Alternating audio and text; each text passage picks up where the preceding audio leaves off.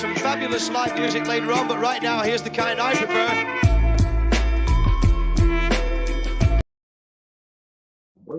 What's up? This is your boy Styles in the house. In the house. The Tastemakers Show on WestCoastStyles.com, YouTube, the OG WCR.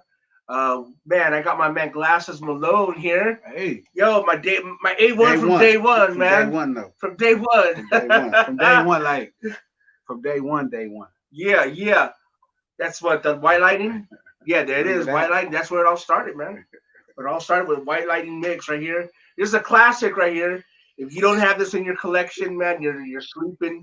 You've been sleeping, because this is some fire right here. You know, this is what put him on the map. This is what let motherfuckers know that, you know what, G Malone is here and you're gonna stay on the map. Man, that was my favorite album of all time. All time, man. White Lightning Sticks. Man, I ain't scared of you motherfuckers. Remember that? What's crazy right about that song, cause like Face, needed to, kind of came up with a lot of the music for me. I had the whole project done pretty much. And Face was like, man, we don't got that one song. He's like, man, we don't got that one song. And I'm like, shit, I got some beats. So we playing beat. And the 200 beat come on. Dun, dun, dun, dun. And I was like, man, I don't even like that shit. He was like, man, that shit hard. You should rap to that. And I'm like, bro, that shit whack. And he was like, no, I'm telling you, that shit hard. And I was like, you know, I listen, like, I trust Face. I think Face has like this ridiculous taste in music. You know what I'm saying? Like this unbelievable taste. Face musically, like Big Face Honey musically, like is like superior. Like it's like caviar taste. So he just kept saying it, and I respected his opinion so much that I was like, all right. And at that time, we was doing all of this stuff with the Pyrus, you know, Game. I'm going with Game. We going to West Side. It's 200-300 Pyrus, and it's all love. So I just wrote about that. That felt like the energy. And I had just finished watching Bernie Mac HBO special, and that's how I came up with that song. You know what I really love about that is, especially during that time, I had never seen really Crips kicking with Pyrus or our Bloods even. Yeah. And you was going over to that side over there in Compton, and it tripped me out that you were just able to walk around like nothing. And you know, we're over here in Blood territory, and no one's tripping, and I'm like, what the fuck? I'm like, man, this is really new to me, you know, because I'm used to you know, so ironically, you know, when you hustling, you get money in the streets, like that's traditional. You fuck with Blood. But that was special. You know what I mean? And I don't know if I really ever give enough credit to Face and to G-Ride, like for what they did for my life. Even Game, you know, I like that shit, all of this shit changed my life. You know, I can't build a studio without this shit, you know what I mean? Without that. Like, yeah. So I'm grateful for them dudes forever. What's crazy is when I first started rhyming, my brother-in-law hooked me up with Villagetown Tone from Villagetown Pyru. That was his best friend. Rest in peace. Great dude. So he was the first person that took interest in my music besides Pooh, who is a Fruittown Brim. That's the Blood. So Tone thought I was dope, and he took me to 4 Cent, who was from Westside Pyru, who thought I was dope. And then 4 Cent took me to Face and G and Gang, who was all Pyru. Don't you think it's kind of ironic though that Pyrus put you on and not Crips, who were established in the industry at the time? I mean, no, I just think that really shows like a lot of people's perception of gangbanging is kind of like ignorant. Like it's not that far apart. It's not really separated by bandanas and streets. It's separated by cultures and beliefs. And we all believed in the same thing. We all pretty much do. I mean, for sure, me and 4 Cent, me and Tone, me and Face, me and G, like we all believed in the same thing. Even me and Game, I think we believed in a lot of the same things. So the cultures still connect. I mean, the color of the bandana didn't mean much at all. So that's crazy, right? Like, so that's another way to look at it. Like we look at our people so savage and it ain't like that. But let me ask you this. Did you ever at once ever get like any type of threats or anything like that from the other side? I mean, or was it just all love, you know, completely? Nah, like I knew Face and G. I knew G-Rod for sure. G-Rod was a hustler from day one. G-Rod been getting to that coin for a long time. Face, I already knew who Face was. Like his name really held weight as far as gangsters that was younger, versus OGs. Like, when you talk about the Cedar Blocks, you're gonna automatically talk about Big Dan, you're gonna talk about Debo, you're gonna talk about Motor, you're gonna talk about White Boys, certain names that when you say Cedar Block Paru, that's gonna automatically ring bells within down Wilmington. Face name at that level below as like as a YG, like a young gangster, like younger than them, his name meant a lot. G-Rod name was like the hustler in the city. Everybody knew who G-Rod. He had the best prices on gas. He could get you plastic. Frog Dog. Feel me? OG Frog. You know what I mean? It's legendary names from there. So it really, I didn't feel like that. I mean, yeah. No one ever came at you like, because everybody's got homies. You know what I'm saying? You get that crab energy. You get that you know what's funny? Like, so no Cedar, every Cedar Block for the most part openly, after they talked to me, pretty much embraced me. The first time I felt like a crab, like I felt I got that treatment and I didn't get it like that, but I just felt there was a funny energy, was from Jim Jones. So Jim Jones comes to Cedar and he's shooting a video for Certified Gangster, or he doing something, he hanging on Cedar. And I could feel like he knew I was a Crip, and that energy never was like solid. But it was never like it wasn't like no disrespect or no smoke, but I could tell he knew I was a Crip for real, and it was like he kind of looked at it like, yeah, this nigga's a Crip. So, but it was cool. He was a cool dude. Well, you know what's funny? Come on, bro. The only rapper that I saw ever do that again was Nipsey Hussle. Sure. I saw him go to the Compton neighborhoods, to the treetops with YG, and and nobody cared that he was a rolling 60. So that kind of reminded me of you in a sense, of just being able to step outside of your neighborhood and get love from other not only other neighborhoods, but just your what's considered your rivals, sure. But again, it's like yeah. I don't think it's as I mean, it is, I guess. That's fair. Because Pirus definitely see Crips like that, right? So even if I don't look at Bloods like my natural rivals, we grew up in a different time. We grew up where everybody was against everybody. But Bloods still retain that thought. You know what I mean? Like, this nigga's a Crip. Yeah. Even modern Bloods still see Crips as Crips.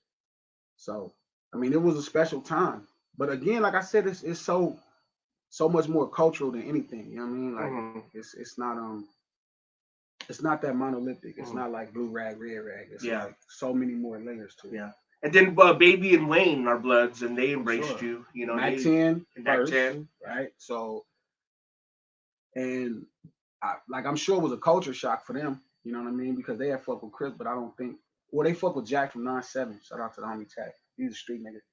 But I think culturally, like, they learned a lot being around me. It was a little different. Because don't get me wrong, Crip and Blood does have unique cultures about, not completely, but there are like unique cultures, cultural differences, especially in language. I remember I used to have to tell Birdman, like, hey, don't spell CK don't do CK when you're talking to me, like, you know what I mean? Because they text like Bloods and like, yeah, but I'm a Crip, like, you can't, he understood. Yeah. They didn't get offended, like, hey, No, because I never would really treat them that way, but you can't, like, I may be a grown man, but this Crip still, like, don't do that. Don't do disrespectful. And he didn't know, you know what I mean? It's a cultural thing. Yeah. You know what I mean? To me, it was like the situation with Young Thug where he just Cripped in that video. Like, he didn't really understand what that was. He knew what it was, but you like, yo, this serious. This ain't cute. Like, this people die behind it. So. Yeah. And I think who was it that made the seafood diss? I forget who did that, but I remember someone said like something about seafood and a lot of. I have no idea what nobody was talking about when they said that. Okay. I remember I heard that, but I never. They said something about underwater food chain, but I swear, like when I heard that Wayne rap, he said, "If you're not with it, then you in the food chain." And I think that's just saying he's trying to. A lot of people don't realize that it's like 20 Crips to every Blood in Los Angeles. maybe like 40 Crips to every one blood. Mm. And so if you're a blood from out of town, you might really think like because game is so successful and so popular and so out with it, or Quick or YG, that you may don't really understand the score, the count. Mm. It's like, nah, it's like, yeah, that's not it. Like, really, it's like, the opposite. It's like a million Crips to every blood. Yeah. Well, most people don't know that though. Yeah. That's we're talking about like rappers in the industry that are a part of gangs. Like you were a gang member first, and then you became a rapper. Sure. And then you've got rappers that became gang members after they started rapping.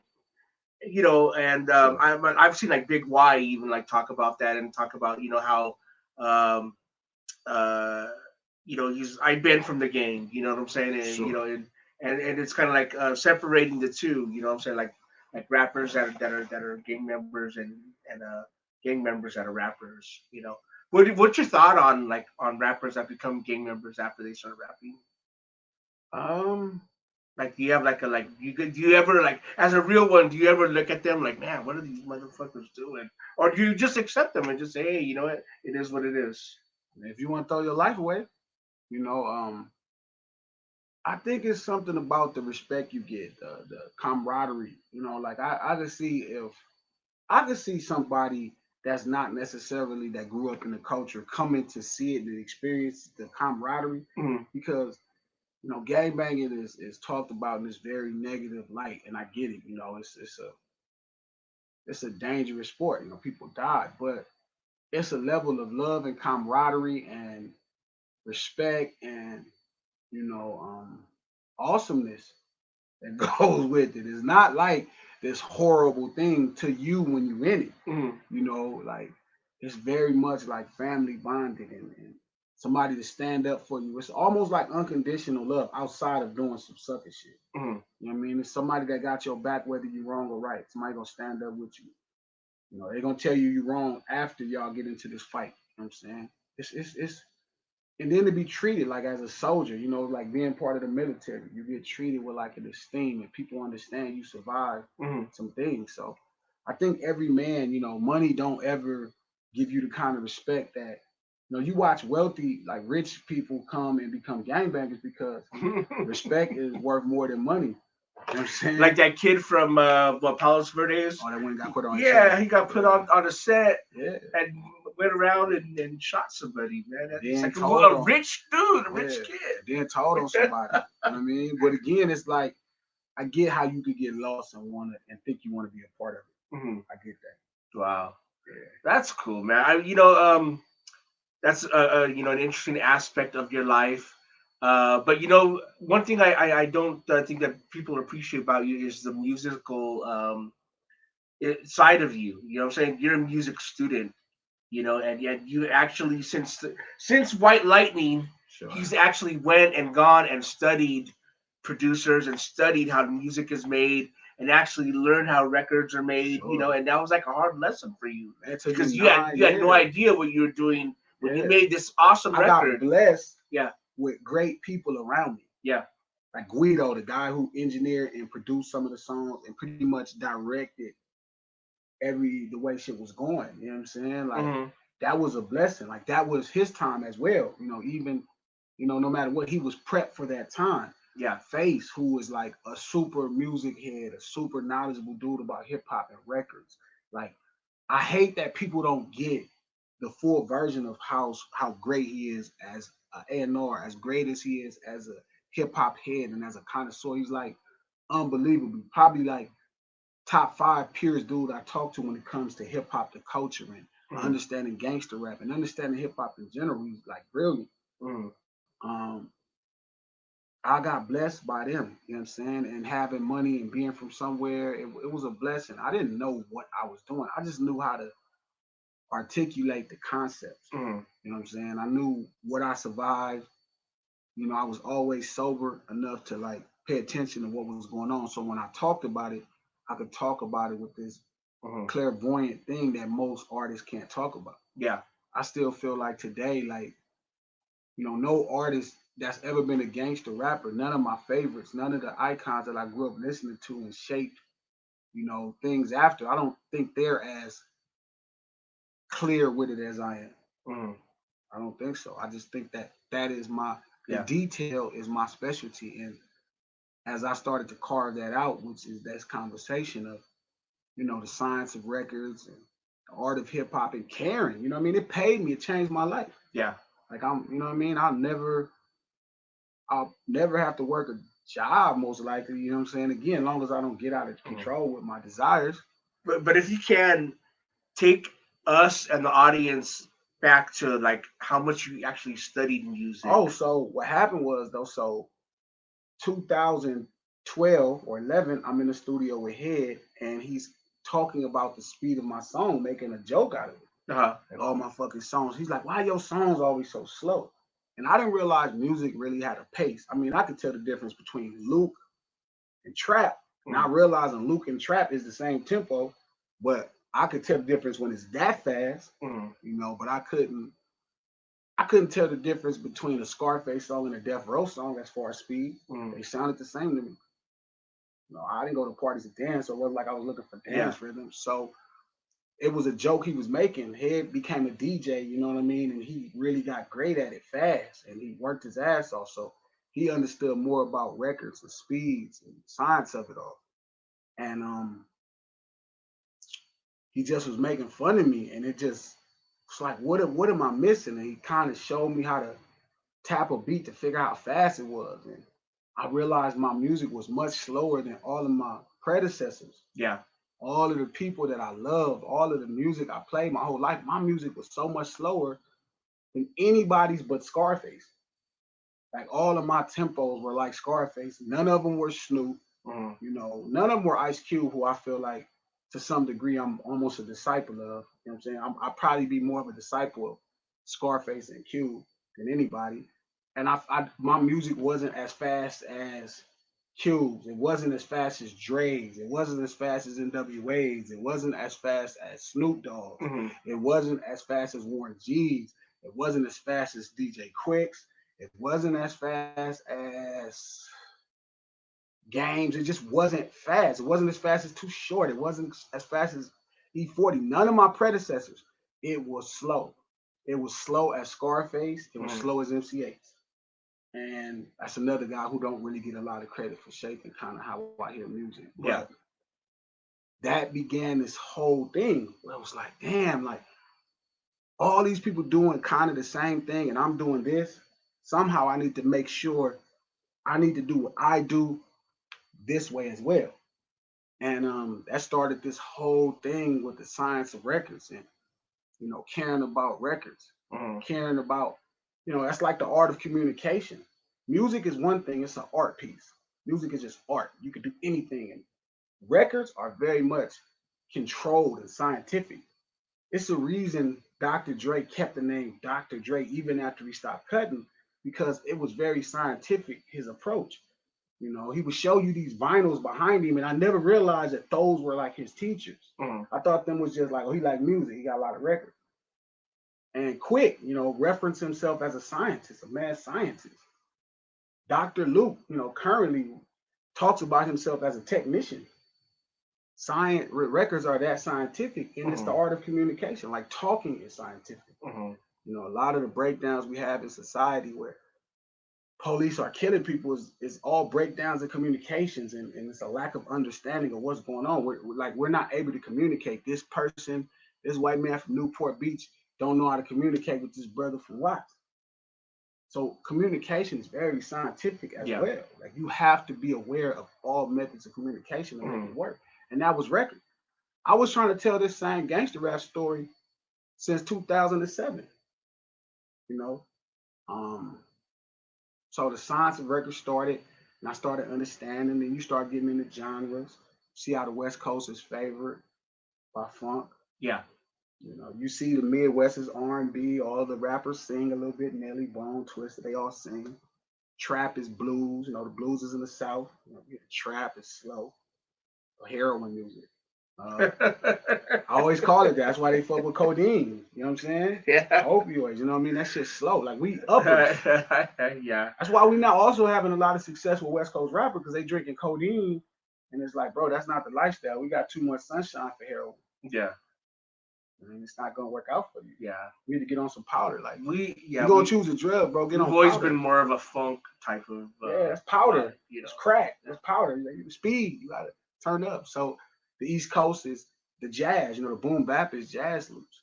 So you get deep into it, then you learn the science of records. You learn how to communicate your thoughts with people to where they can accept it.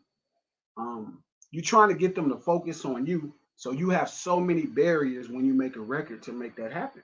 You know, the first thing people hear is the beat. Yeah. They don't hear you first. So if you can't get the beat past them, like an accent, then they never gonna understand what you're talking about. So you got to get the beat past them. Yeah. Then you got to make them. You got to move their spirit, their existence. You know, and that's where the melody helps one bit. Then the groove moves their spirit.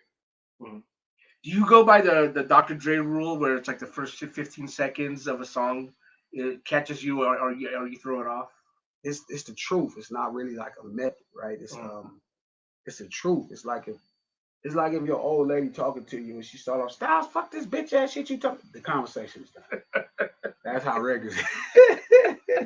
That's how records is. You feel me? Records are like that. If you don't, you got to start real promising. Yeah. And I've been a victim of that. Early in my career, like before I started rapping professionally, like the reason I started rapping professionally is because Dre said I should. I went through that 5 seconds. That shit on 15. That shit 5 or 10 seconds. Dre told him 5 seconds. That's true. He did that shit to my record, and and even then, I didn't get upset. Like I don't get upset at criticism. Like my intellect will not allow it. I can rise above it. Like you seen people troll me on Twitter. I don't even get upset. I'm like, I get it. Your feelings are hurt. I'm with you. Like I'm sorry I hurt your feelings, but I'm not. I meant what I said. So the science of records, that's the art of communication. I learned that. I learned how to get the beat out of my way. I learned how to get the groove out of my way. So when you hear me talk, you can focus on me. You're not trying to figure out the melody. You're not trying to figure out the groove. They already got you. And now you can focus on me. And the art of hip hop, as you dig into hip hop and you want to know what makes it that, you just think hip hop is rap or some bullshit boom bap. And it's like, no, it's more than that. It's so culturally relevant. Yeah. I've always loved your music over, I've been one of your biggest supporters over the years, but I really, really, really felt you really started to enter the game when you made That Good. Yeah. And that's the truth. Because that was the first time I cared. See, before that, I just cared about me. Yeah. Like, I survived shooting at niggas. I survived shooting niggas. I survived fights, jail, gang, low riding, street racing. I raced cars and I died in a car accident. And That Good is when I started caring about who had to hear me. Before that, I remember Head would be like, when Head is a DJ, and he's telling me like, yo, don't perform Fuck Your Hood at this summer jam in Baton Rouge. I'm like, yeah, we should, because I'm focused on me. I'm not focused on what they're hearing. Yeah. And he kept telling me. And I remember rapping that song and that whole arena booing me. And I'm rapping it harder now. Wow.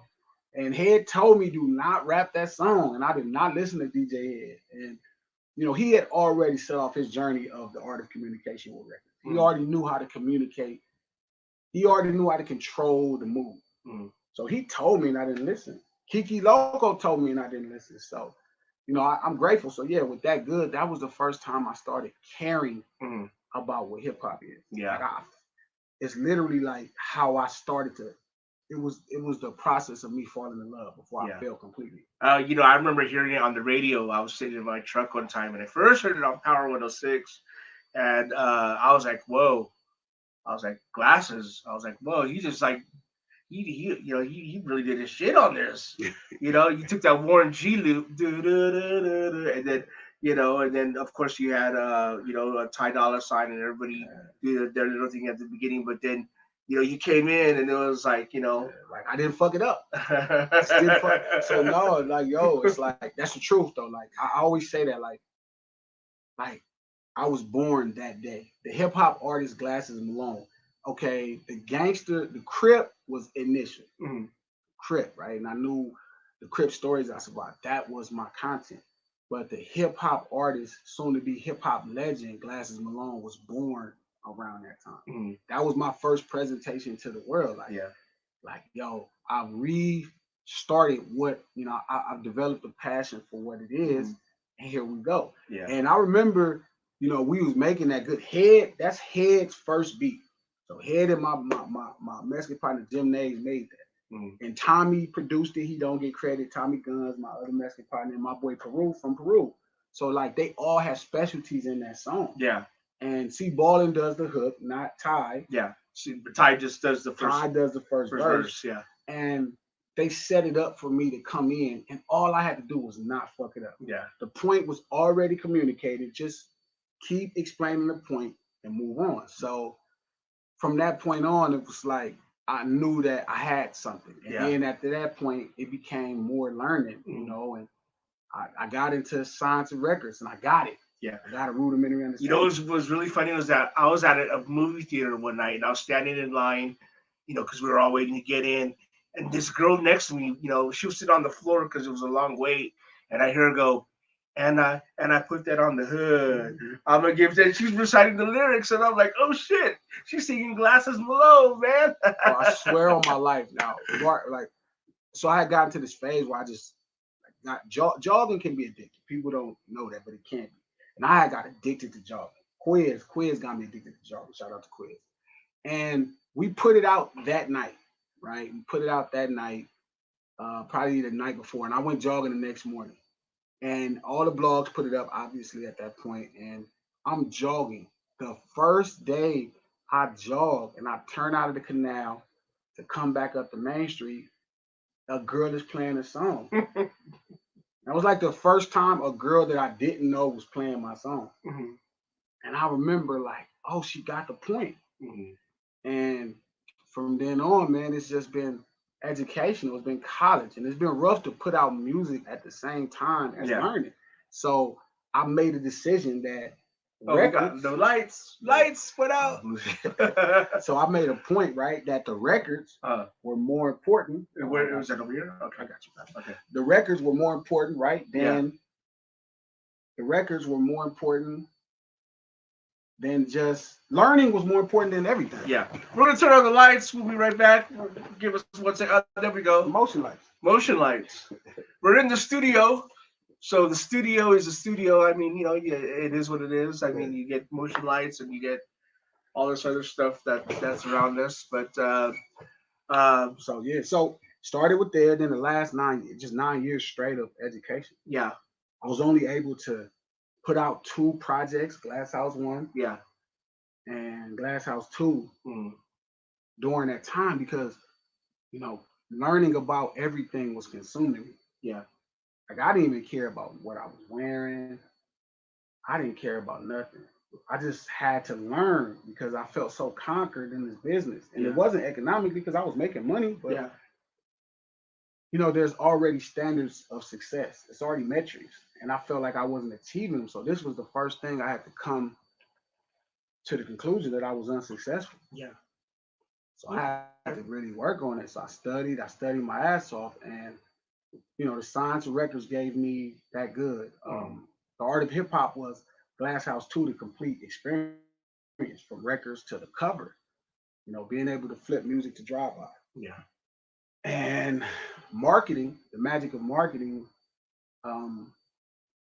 Tupac Must Die. I was gonna bring that up next, and I'm glad you did. Yeah. Tupac Must Die was like, woo! You set the world on fire with that one, man. You had people pissed off at you, people calling you.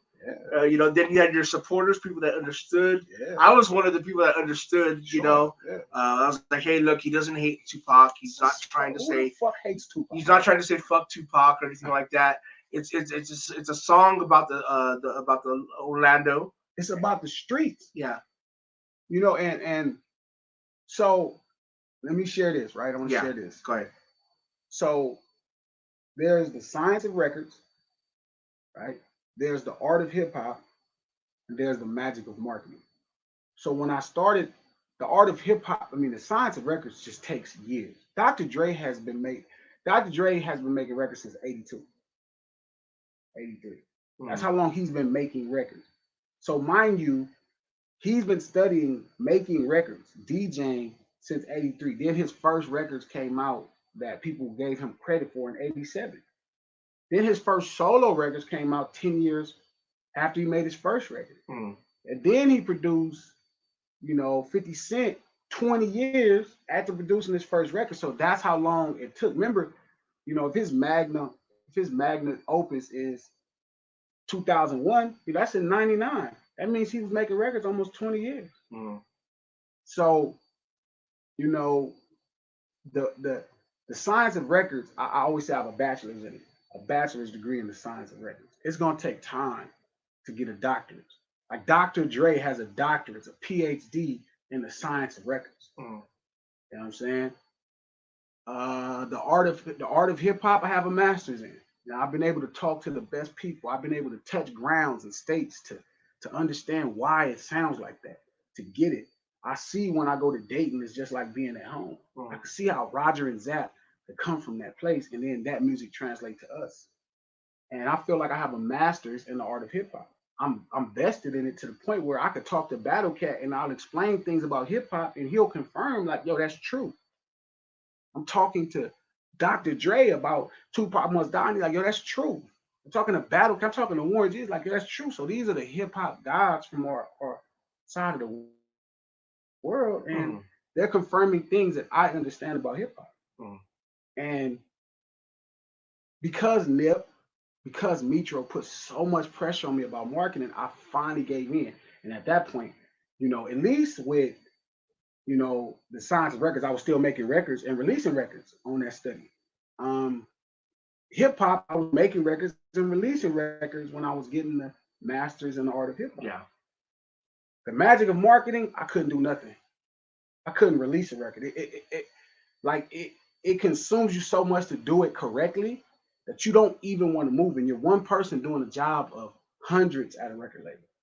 So I couldn't even, I was able to release Glass House 1 during that time, the science of records. Art of hip hop, I was able to release Glass House 2. The magic of marketing, I couldn't do shit. All I could do was record. I couldn't release because I didn't know anything. I felt like you don't got it.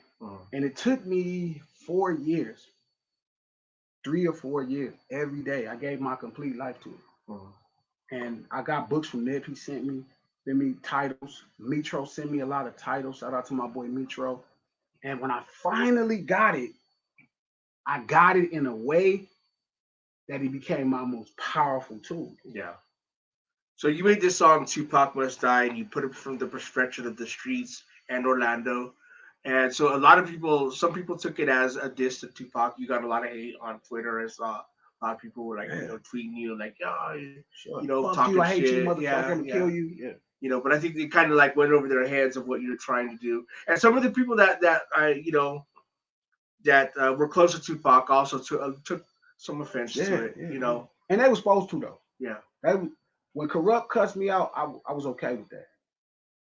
Mo Preem has been gracious to me my whole career. Mo Preem asked me not to do it or cuss me out, I wouldn't even. And Mo Preem wanted to kick my, I wouldn't even be upset because, that's your people. The Outlaws, if they upset, I get it. That's your people, I get it. It's a harsh story. But this is the important thing about hip hop is the streets perspective. It's the streets perspective. And I'm vested in the culture of gangbanging. That is my expertise. That's where I can almost not be challenged. You got to get Big U. You got to get Honcho. You got to get Drake. You got to get some knockout. You got to get some people to start challenging me on gangbanging. You got to have some shit because I'm proficient in that shit. I know how to go. A lot of people wasn't even conscious during those times. I was conscious. There was no Sherm in my system. I ain't never smoked weed. I ain't never drank liquor. I was always present during every moment, from the shootings to friends getting killed. I was present. So I remember it with a different detail. I didn't get drunk after.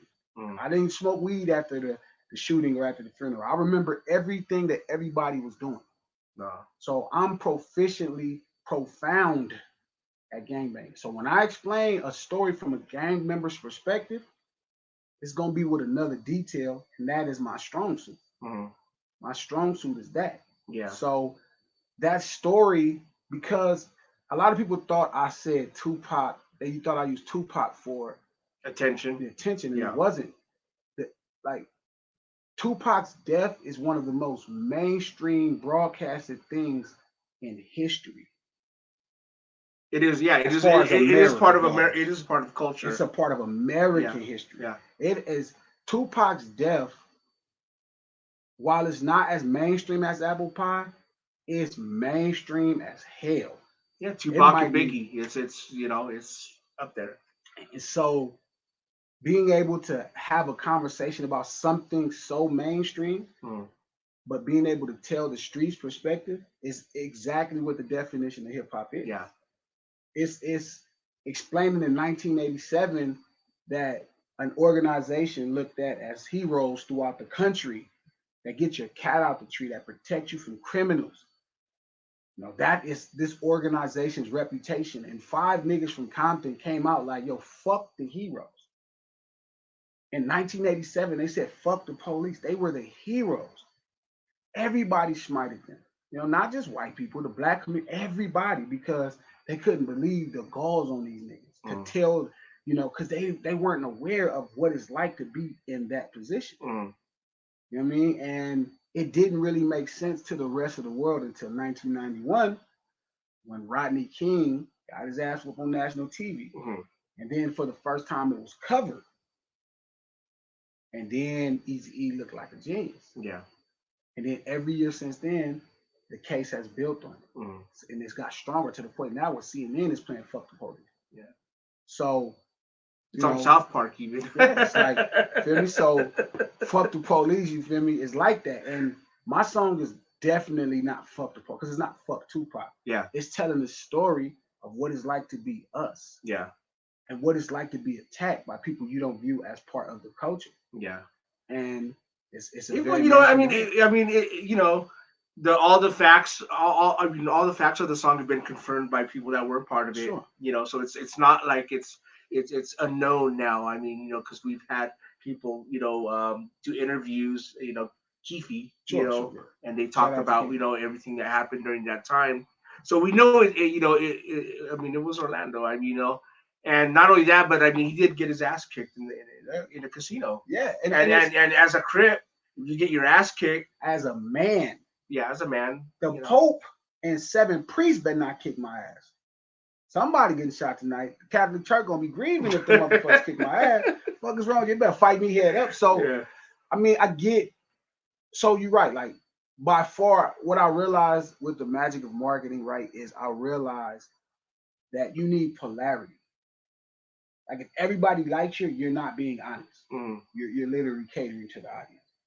So I had to make a choice. So once I learned marketing, and one of the realest things was drawing a line in the sand. And you have to decide what you're going to do. So you're either going to tell extreme lies, like extreme lies. Yeah.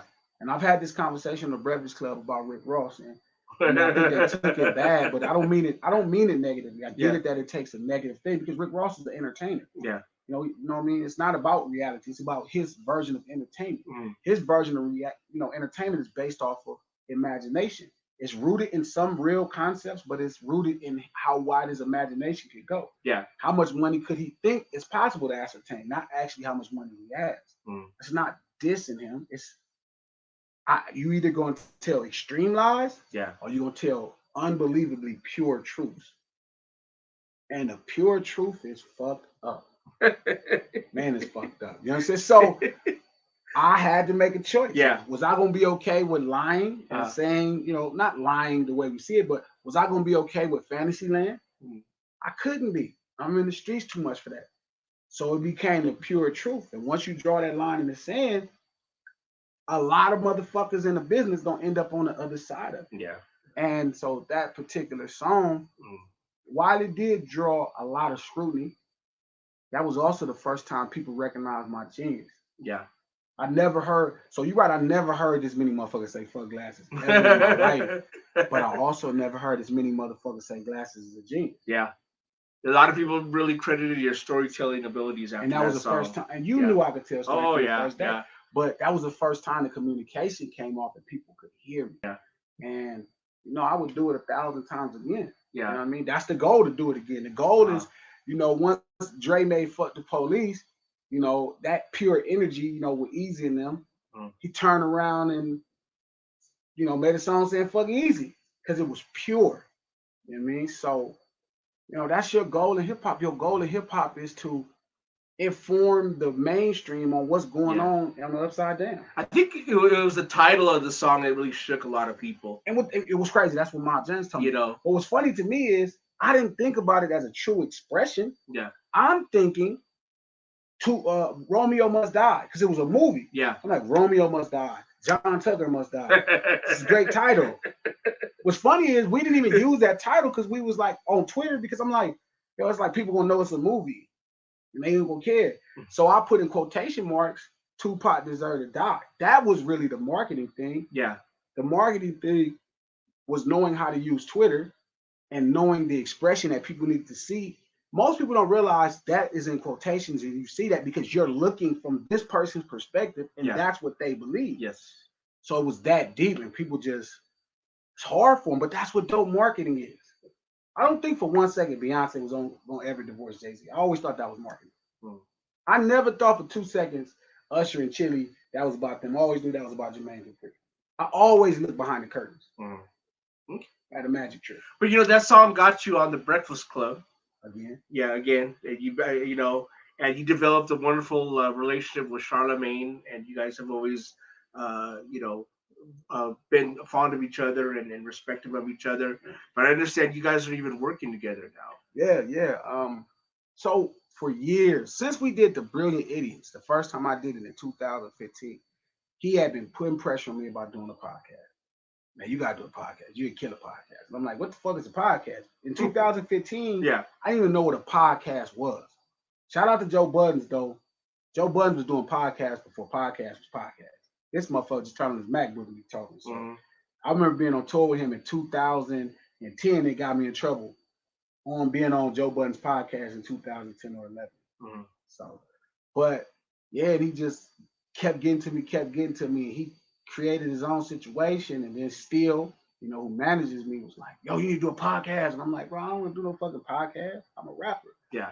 And Charlamagne just finally got to me, and I was like, you know what? John Singleton had an opportunity for me, and I never took advantage of it.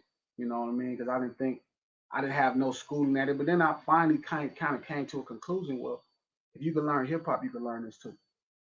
So I took it, and now I'm back with a major at iHeart.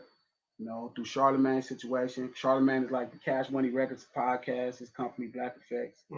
So it's gonna be crazy. Yes, that's serious. And iHeart is universal. Yeah, it's a major situation, complete with major press tours and press runs and shit like that. So I told him if I didn't get fired in 6 months, I wasn't doing my job. So I'm definitely looking to push the envelope here. So Glasses is on iHeart now. Yeah, right. It's iHeart family now. That's man. You've been with Sony, Universal. You know what I mean? Now iHeart. That's awesome, though. iHeart is everywhere. iHeart is radio, and iHeart. Something about these white folks love to pay me, and I'm gonna make them regret it. They're gonna love me, but they're gonna regret it. They're gonna be like, this nigga, we should have never, like that Dave Chappelle line, we should have never gave this nigga money. Should have never gave this nigga money. Yeah, because I am pushing. That's dope, man. So what's the podcast? What's that situation? So it's what are you gonna do on it? Can you reveal what you're gonna do, or? Yeah, Charlamagne been talking about it. It's called No Ceilings. To me, it's like my personal therapy. Like I'm just going to allow the world to experience my therapy. Is it gonna be like your Twitter, or? Oh, it's way worse than that. Okay. My Twitter, like my podcast. I think people will like the podcast more because they can hear more. Twitter is like 140 characters or 280, whatever it is. And, like you type the first 140, you can't even get to the next tweet because motherfuckers that cussed you out. And then by the time you get to the third or fourth tweet where you get to the point and explain, out of the 1,000 motherfuckers that cuss you out, only 30 of them seen. And they were, oh, I get it. Damn, that's crazy. So the podcast will probably be a lot better for people because they can hear, you know, complete ideas. They won't be stuck with just a tweet or two. Okay. Because your Twitter is kind of, you know, I know you say it's light, but I mean, man, I've seen you tweet some things that really just rile the fuck out of some people. You'd be like, Mike Tyson is under, you know, straight, yeah, you're during this prime, and then you're like, then you get like 1,000 people like, oh, what? Mike Tyson's the greatest, and you're the, you know. And you know what it is, Styles? It's the emotions of people. And I'm realizing that it's trigger points with people, and I'm not doing it on purpose. Yeah, I'll just be driving. Feel me? I'll be in a G-Wagon, feel me? And I'm driving, and I'll be just thinking, like, damn, man, this motherfucker really didn't beat no Hall of Famers in their prime. And I'll just go over it. Then I'll go read about it when I get home. I'll be like, damn, he fought Michael Spinks. Michael Spinks was a lightweight. He only had one heavyweight fight again. So I'll be reading all this information. I might go back and watch 7 fights. Then I'll go look. And then I'll remember because I remember watching it in real life. Yeah. Feel me? And then I'll put this thing and I'll ascertain the right actual thing that's true. Yeah. And then I'll say it, and everybody else is kind of just stuck in the moment of him knocking somebody out. They're not stuck. I've been talking about this Roy Jones Mike Tyson fight. But, you know, see, this is the shit he used to call me about. Before he'd get on Twitter, you know, and do this shit, he'd call me up and be like, Muhammad Ali didn't really, you know, and I'll be like, what? Muhammad Ali, man, this is the great, you know. And if you fuck with me, you are like, most people could think I'm trolling, but if you know me, I probably already talked to you about this because you better speak some sense to me if you think I'm crazy. Salas is the king of that. Like, I'll say something to Salas and he'll be like, ah. So he had to figure out a way to talk me off the ledge.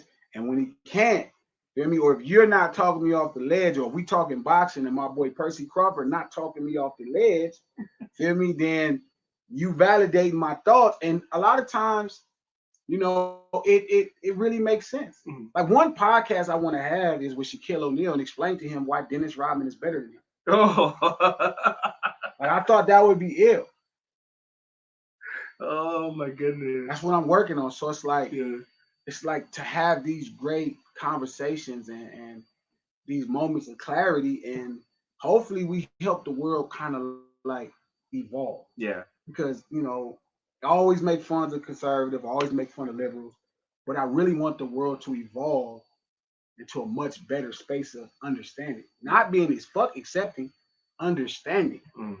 Accepting is a bare minimum. Yeah. Hey, Gary, are you still with us? Is Gary still with us? Yeah, I'm here. Did you want to ask Glasses something? Did you want to Arch? Did Yeah. you want to ask Glasses something, brother?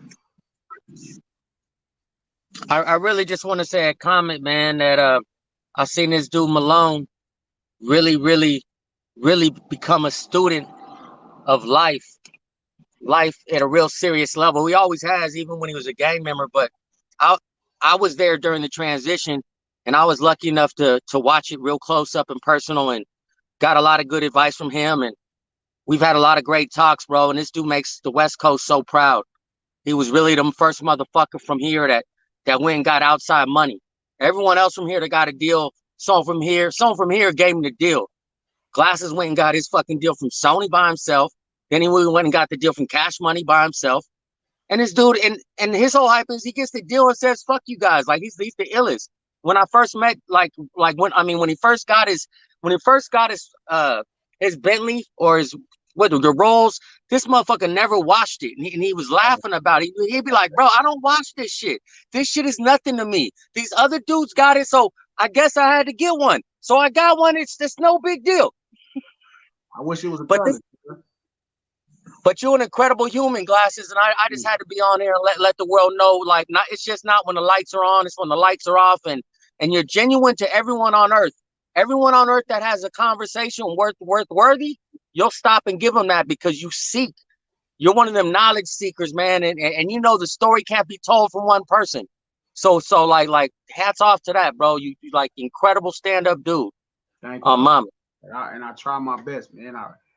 What's crazy, that's all you really want people to know when it's all said and done. That's all you want them to know. It's like, you can get people. Me and Nip, one thing he told me, you know, Rest Cut Soul is, he was like, we in the business of genuine content. And that was like a really important thing because I knew that, but I didn't know that. So like that was the thing. So a lot of the content that I have to make now is gonna be like really genuine thoughts and really from genuine perspective. Yeah. And it's not necessarily always gonna be, the popular opinion. Yeah. I mean, so we're in the studio here. Yeah. What are you working on, man? Like, Man, what's up? What's LA next, Nights, brother? LA Nights, LA Nights. That's all I've been focused on is making LA Nights. Man, I had made 3 albums. This is the 3rd version. So the first version was an early album before it had the title LA Nights, but I was going for the sound. And I liked it, but I felt like it wasn't a true representation of what I understand. Yeah. It was somewhere where my heart wanted to be. It was somewhere where, like so during that journey, I fell in love with music. I played Hall & Oates for 9 months. Yeah. I mean, I know every Fleetwood Mac song. Uh, Like my expansion has been crazy. Like that's what you are talking about. Like shit I've just picked up over time, and you just really start liking other shit. And so I got into this phase of not just loving hip hop, but loving music. Yeah. So I had made a project that was just straight great music, with live instrumentation and just shit like that. And I had to remember art is one thing, the business of records is different. Yeah. You know what I mean? And make no mistake, I'm very much in the business of records. So that was a project that I couldn't use the way I wanted to. So me and Metro and the Chromatics worked on that record together. So we're going to present that record together as the art piece it is because Metro don't really care about, records like that. He's just like about making dope shit. Yeah. And I went through another phase of trying to get every legendary producer on the West Coast to produce and create what LA Night should have been. And I realized, how do I say this without, well, I really don't care, but it's over. Like they not into it. They don't, like a rose is only as good as its thorns. You know what I'm saying? Like hip hop requires blood. It requires it. And if you take the thorns off your roses, how do you get blood? You know what I'm saying? I know that sounds a little crazy or freaky, but it's true. Like hip hop is a very confrontational, thing. It's a line in the sand. That's what makes it so marketable and so appealing. And I think a lot of my favorite producers and the people I grew up listening to, they don't have thorns on their roses anymore. So they don't want blood. They want to just look at to sit there and be a pretty rose. I'm in it for real. I'm in it for the blood. So after I got a couple beats, I kept a couple of those, the Dre's, the Warrens, and shit. But I had to move past that. That wasn't gonna work out. And I finally came to a place where I found a palette of sounds to represent Los Angeles that I'm comfortable with. Okay. So now it's like, now I'm in overdrive, mowing songs down because I already know, what it should sound like. I already know how it sounds, and I already know what the records need to be. So I'm just mowing the line. You feel me? I'm taking it down. Like I'm so comfortable, with the palette of sounds that I ended up with for LA Nights. Well, I'm looking forward to it, man. I think it's, time that Glasses Malone takes a hold of LA. You know what I'm saying? I feel the same. I swear to God, cause like I feel the same way, bro. Like this is gonna be my biggest, and not personally my best, but it's gonna be my biggest project, so it'll be considered my best because it's the one people gonna know. But it's time because I gave so much to it, and I'm comfortable, like I'm confident because I know what to do. Yeah, I know how to communicate. Yeah, and at that point, I know how to make you look at me, and I'm going to tell you what's on my mind. And at that point, whenever I've always said what's on my mind, if I say it on Twitter, it's on. Yeah, but I think it's time someone take a hold of LA. I know Kendrick's doing his thing, and we've got some few artists that belongs to the world. Doing their thing. But I think it's time you stand up and take a hold of LA and say, you know what, this is my city. Yeah. This is who I am. I'm Glasses Malone. You know what I'm saying? And I think that with the marketing and with iHeart and Charlamagne and all that it's gonna really propel you to a place. And I got more friends. What's crazy is over these years, like GRs is my guy. You feel me? But like I've always retained relationships and fucked with people and been, you know, authentic to people. So, you know, I got a lot of people that's hoping and rooting for me, you know, whether it's Steven Jackson and Matt Barnes, whether it's Baron Davis, it's athletes, you know, I got people in my corner and I'm grateful for all of them. I'm grateful for GRs. I'm grateful for Stretch. I'm grateful for all of the homies. D-Ray, anybody who met me and just want to see me win. Yeah. I think that's a big part of the business that where you can get it wrong a lot of times. But if you are good to people, if you try to be genuine to people and you authentic to people, they will give you a chance. Yeah. I'll tell you something real quick, right? Yeah. When we first got in this business, you remember we just Junior, y'all started at West Coast Riders, Red. Shout out to Red. I don't talk to fucking Red as much as I used to. My motherfucking niggas. So when we first started, we all started together. Mm-hmm. Like, I always felt like we were never in the house that hip hop built. And I always felt the legends would not let us in the house. Mm-hmm. And that, you know, created what that attitude the New West was, where it was like, okay, we're going to look out for each other. We're going to look out for everybody that's under us. And we created this movement. And I always felt like outside of the house. And it didn't matter what successes I had. It didn't matter that I got record deals. It didn't matter that Snoop would come sit down and talk to me. It didn't matter that Certified went top 60. That's how I felt. I was in my feelings. And by the time I realized I was inside of the house, you know what I mean? I was out. I was kicked out. Right? And really the reality was we were never outside of the house. We just didn't know the right questions to ask. Yeah. Like we in there talking to Dre. I'm in there talking to Snoop. Just didn't know what to ask. I talked to Cat. I talked to Warren. And I believe that they knew what it was. I believe they knew. I didn't realize that they don't know. They are it. They don't know shit about hip hop. They are it. They are their living, breathing representations of its origin, of its foundation. They created the way we see gangster rap. So what the fuck would that's like, you know what I mean? Like if it's the first person that got some pussy, they can't tell you about fucking, you know? So I never asked them the right questions. So I always felt like, damn, why won't they help? And I never cried about it. You know, I just poked my fucking chest out, squared my shoulders up, you feel me, and went to it. Yeah. But by the time I realized I was out, it was like, damn. But because I always watch what I said to people, I was always, shout out to Snoop, I was always able to go back and get a question answered. Was always able to call Warren and get a question answered. I was always able to call Exhibit and get a question answered. I was always able to email or call or text Dre and get a motion. I was always able to text Dre and get a question answered. I was always able to DM Swiss Beats and get a question answered. Yeah. I was always able to hit any architect and get a question answered. Yeah. And by the time my information and knowledge caught up to who I was able to create Tupac Must Die, and that got me back in the house. Yeah. Now, as I raise and I go through different levels of this proverbial high rise, every time I go to a different level, I know the questions to ask. Versus last time when I was on the fourth floor, I didn't know what the fuck to ask. I was like, cuz, like, feel me? I'm waiting on you to tell me, like, because that's who I am. Yeah. If I know something and I think you're trying to learn, I'm gonna just hit you with it. Yeah. Oh, this what you? It's a young producer. Shout out to Mike D. You know, check him out, Mike D Exclusives.